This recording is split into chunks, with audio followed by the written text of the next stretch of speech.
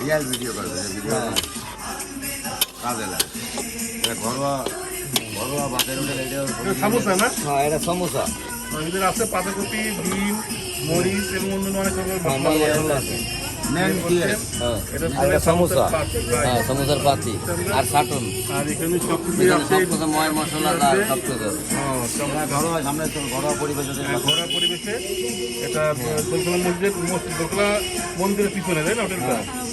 বেশিরভাগ পাক হয় বাসায় মহিলারা। সব কিছুই পাক হয় না? হ্যাঁ, সব কিছু আমরা তো দেখছি যে সামোসা রান্নাটা আর কি হালকা পাকের খাবার।